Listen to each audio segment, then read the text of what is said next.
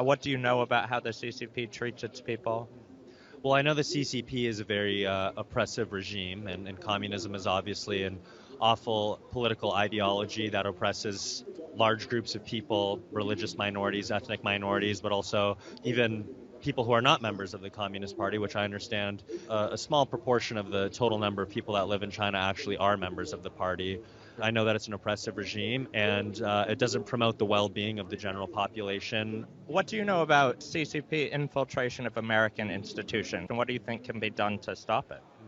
Well, there's a huge infiltration of Communist Party, I think, within the United States. Number one, a large problem is our huge economic codependence with each other. I manufacture products in China. So many American companies do that. So that is some sort of relationship that's quite complicated that exists. That has the potential, I think, to be a very beneficial to both of our countries. But I think the Communist Party makes that relationship difficult and mutes a lot of the positive benefits that could come from that relationship in the first place.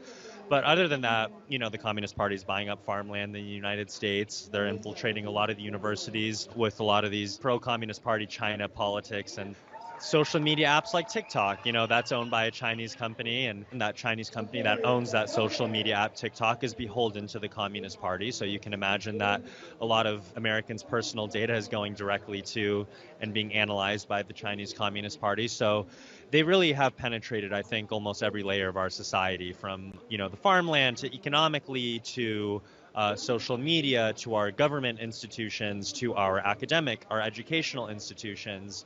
I think the economic relationship between the United States and China has the ability to be extremely positive and a net benefit for both of our countries and the whole planet.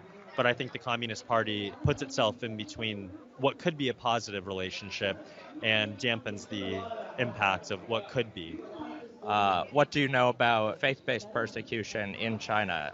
Yeah, I've been to China actually. In 2014, I was there on a Christian mission trip, sharing my faith with college students in China on college campuses. While I was doing that, I was also becoming friends with college students and sharing my faith with them. And I was actually arrested by some police officers on the campus for doing so and not allowed to go back to that campus after doing that. So I do firsthand know some of that religious persecution that exists within the country. Since I've been, it's only gotten much, much worse. So that would be with Christians or Muslims or really any religious minority that doesn't subscribe to the atheism of the Communist Party.